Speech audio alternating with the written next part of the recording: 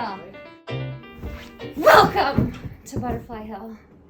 Welcome to Butterfly Hill. We are so glad that your child is enrolled in our preschool.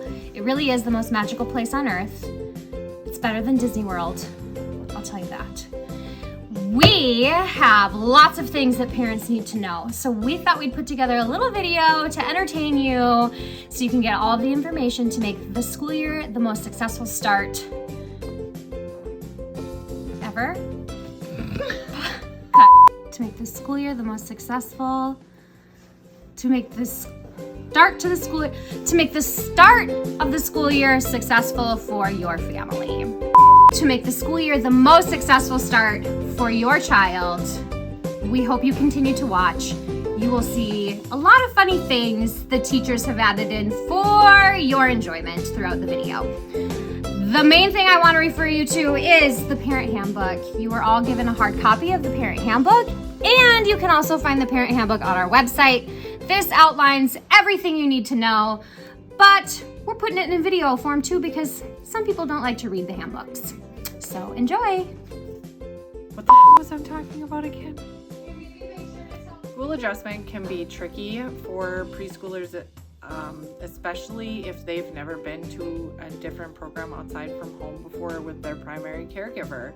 Sometimes they run right in and join the fray and they are happy and settled and well adjusted and easygoing, and then bam, out of nowhere, 2 weeks later, you're all of a sudden seeing this anxiety and getting the pushback of, I don't want to go to school. That's totally normal. Just as when them walking in the door and clinging to your leg and maybe even crying and saying, I don't want to go. That is also totally normal. The best thing you can do in either case scenario is let them know that you trust their teachers, they're going to be safe, that you are going to come back and get them, and that they're going to be okay. It is, in our experience, better if you leave them with a teacher if they are struggling and let them know that you're going to be back, they're going to be safe, and that you trust their teachers and that they're going to have a good day, and just leave. As hard as that is, because it fights against everything that us parents want to do to comfort our children, but for moms, dads, and other grown-ups, if you would like, when you do leave, if your child is having a difficult time, you can let us know. Could you please send me an update later? We are more than happy to do so once they've settled in and kind of found what they want to do for the day. Time to get up, Mimi. I love nap time. I get to bring my blankie and a stuffy if I want to, but I have to leave my hard toys at home because they're kind of hard to sleep with, and then I just want to play with them during the day, and a comfy pillow. Our nap time stuff is going to be stored in our cubes in the entryway, so the kids can come out here and get them when it's time for nap time and put it away when it's done. Oh man, it doesn't fit in there. Make sure you find some small enough so that all fits in there along with their extra clothes.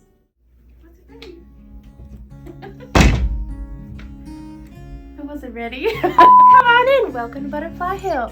I'm going to talk to you about arrival and departure today. So, when you first come in the morning or when you're leaving in the afternoon, we have a handy dandy iPad for you. And our code to get on is right on the bottom for everyone. So you just open it and you can sign in your child in and out. Right back this way, we have our mailboxes, which we use for daily communication. So you'll find pretty artworks and important papers in there. You can also check Sandbox for any of that kind of information. Our full day, extended day program starts at 7:15 to 5:15. So that's when kids can start coming or when kids can go home. If you are in our half day program or in our full day program, starts at 8. Make sure you know that. It starts at 8 and it ends at 11:30 or at 3. Yeah. Mom, can I clock in on the iPad? No. iPads are for adults only. iPads are for grown-ups. Dressing for the weather. We know that here in Minnesota, the weather can change at a second's notice. And it can be really difficult sometimes to dress kids appropriately for the weather throughout the entirety of the day. We recommend layers. Always look at the weather in the morning just to kind of give yourself an idea of what they should be wearing from any given day to day. For weather specific guidance, there is a beautiful video that Kristen did on our school website that you can access that talks really in depth about how to dress appropriately for the winter weather. But on any given day, no matter the weather, unless it is dangerous, we go outside for at least a short period of time. That includes rain, snow, sleet. We go outside. We know that gear can be cost prohibitive or it's kind of difficult sometimes for families to remember to gather up all the gear and bring it to school and then bring it home and make sure it gets dry and then bring it back the next time their child comes to school. So we do offer a gear rental program. Families can rent these amazing rain suits. They keep your child dry. They are not insulated for warmth, so we do recommend a jacket, sweatshirt, something underneath. But they do Velcro around their little wrists and can be put over the top of mittens if need be. And same goes for the bottom on the ankle. It can go around the tops of boots to keep them, once all zipped up, nice and dry inside, or at least mostly dry. We do have some aggressive puddle jumpers that manage to still get inside the rain suit. We offer box boots that are rated for up to negative 30 degrees, so they do operate as both a rain boot and a winter boot. Really fantastic brand. And then we also have Burton mittens, and they are great because they go over the tops of their coat sleeves without being too restrictive. And so they're easy for them to take off and on for play, and they're really well insulated. And then this way, if you rent from us, you know that your child is always going to have 2 dry pairs of mittens for every day. I'm Christy. We know that illness happens with your children. These are some symptoms to look for. If your child has a fever of 100 degrees or higher, is vomiting during the night, has a sore throat, diarrhea, or undiagnosed rash, they should stay home 24 hours after the last symptoms. Please give us grace this year. We are trying to keep your child and 40 other children healthy. New and updated COVID information will come out via Sandbox or a newsletter in your child's mailbox. Any questions, you are always welcome to call us here at Butterfly Hill. Okay. Weather-related school closings. If District 206 announces that they are going to be closed, we are also closed. If it is a 2-hour late start, everyone can arrive at 9:15. Even if you're an 8 o'clock kiddo, you don't have to wait till 10 on a 2-hour late start day.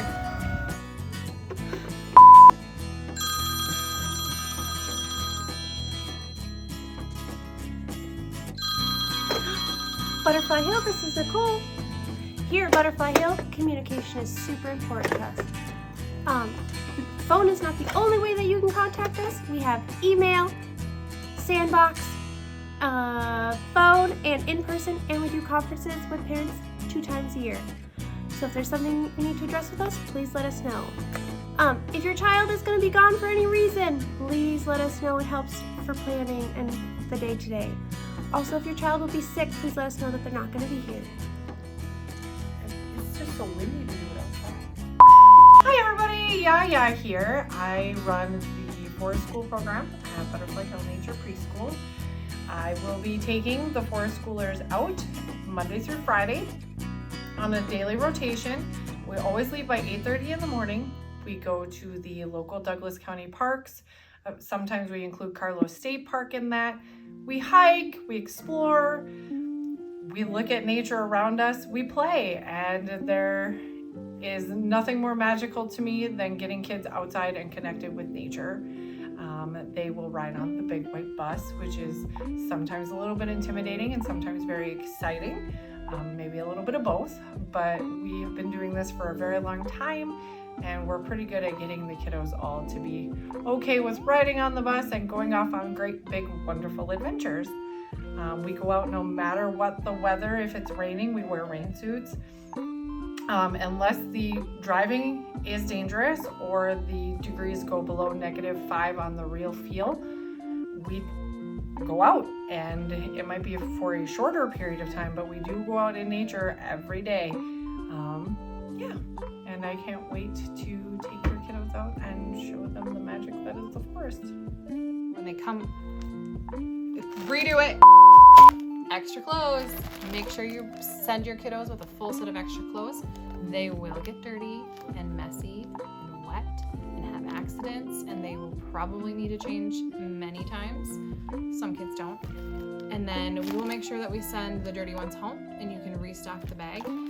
And then eventually seasonal, and we'll have to change them. There might be shorts in there, and that makes it really hard in the winter when there's a pair of shorts in their bag. So we will try to send them home so you can change out for pants or just pack pants in there. And that should be good. Just make sure you send clothes. You need me to be in it? Why can't you just videotape the outdoor classroom? I'm sorry. Hi there. Do you love the outdoors? This may be for you. We have a huge outdoor classroom that requires a lot of upkeep. We also have indoor activities for you indoor bodies. We need people to make Play-Doh, and we could use you to do a library run. A Google form will come out for you to sign up if you are interested in helping us with any of those activities. Also, if you cannot fill out the Google form, you can let us know in person. Thank you. Food allergens, jazz hands!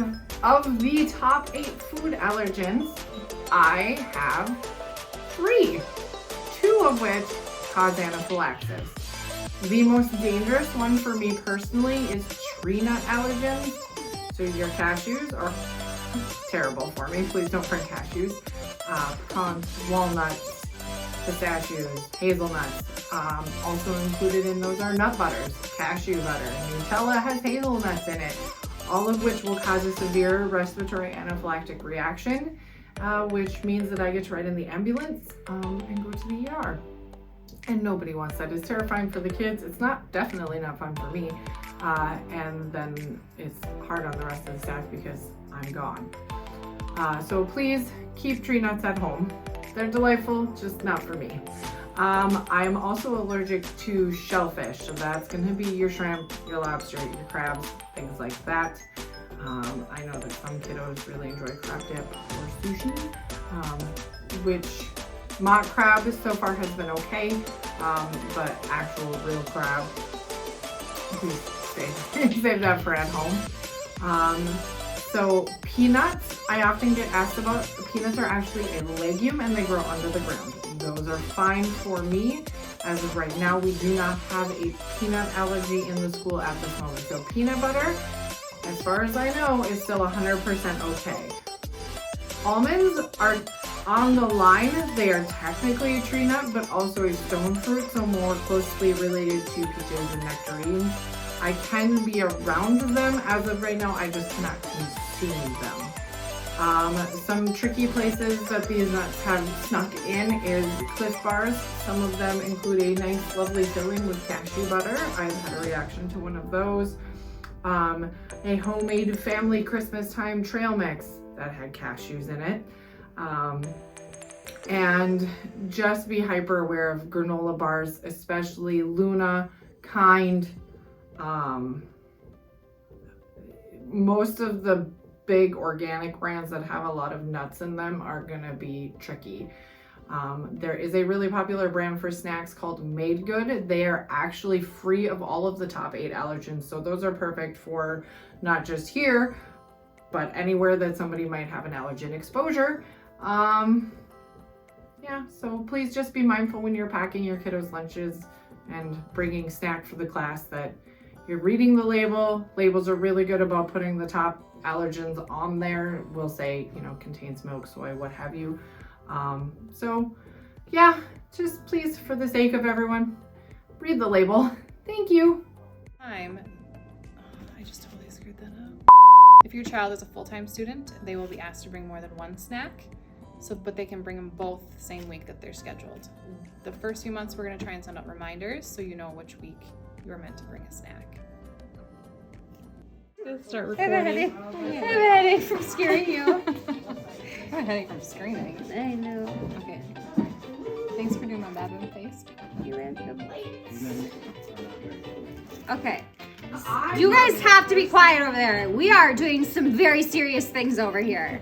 Yeah. Quiet on the side. Quiet on the side. Action. Thanks for doing my baboon face.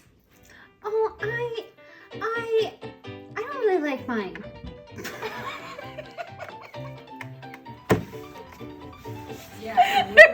Pee my pants. Some licorice? No, my mom says you can't have that for snack. Why? Why did your mom? You can't have licorice for snack. My mom says it's not healthy. You don't eat my M&Ms. You can't eat those either. Why? My mom said that you. My mom said that. My mom. But there's said greens. that. You gotta No. eat your greens. That doesn't count. That does not count. My mom What counts said that. then? You have to have like fresh fruit. I have juice. My mom said like. I have fruit. Do you know what Whole Foods are? My mom said Whole Foods. There's what we there might be a need whole for apple snack. in here. That's not whole because it's all squished up and put into a package and it's not. It's flavored. I can read all of a sudden. Can you read? I can read. My mom said that you have to have a Whole Foods for snack and like other good things that are good for your body, not junk food like that. That's bad. Okay. My mom said that we're supposed to bring like the whole foods, not squished up foods. Sometimes like granola bars are good, but they can't have. Did you know that somebody here is really allergic to cashews? Yeah. I know. So you can't have any of those tree nut things in the snacks that we bring. So this one doesn't. And like apples are good whole foods. And my mom said that we could have like fruit cups maybe, but not like syrupy food cups. Like popcorn's a good one. Do you like string cheese? I love string cheese. Do you know that sometimes my dad puts them into trees? Yeah, because I have to bring snack once a month. Okay, what should I bring? Well, Oh, it's my turn. my mom said that there was going to be like some sort of a letter that would be sent home to your mom that would tell all of the things that you can have for snack and things you shouldn't bring for snack and when you're supposed to bring snack for the whole class. Okay. So you don't have to worry about. I can share my snack with Can you. your mom call my mom? I can. Yeah. Can you come to my birthday party? Yeah. Would you Can like? I sleep over? I was. Yeah. Except for I'm scared of the dark. Okay. Well, we can invite.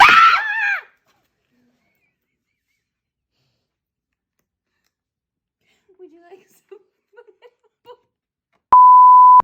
We know that packing lunch for a preschooler can be tricky at best sometimes. So we did include the state's suggestions and recommendations for what each child should have in a home lunch based upon age range and the amounts. Most kids should pack a fruit or a vegetable every day and a protein, but we know that not every kid is going to want to eat a banana, a slice of cheese, a sandwich, a kebab, or a green bell pepper every day. So as long as you're not sending your kids to school with an entire box of Casey's donuts, unless they're for me, you should be okay. We know that everybody's doing their best. But we do not refrigerate your kiddo's lunch, so make sure you have an ice pack. If you have someone else picking up your child for the day, please let us know ahead of time. And also have that person bring their ID so we can check and make sure we're sending kids home with the right people. Maybe $4.50 for salad and it's just gonna be lettuce. This is perfect. I don't care what. That's a great spot. Welcome to Butterfly Hill. You are so beautiful to me. Can't you see?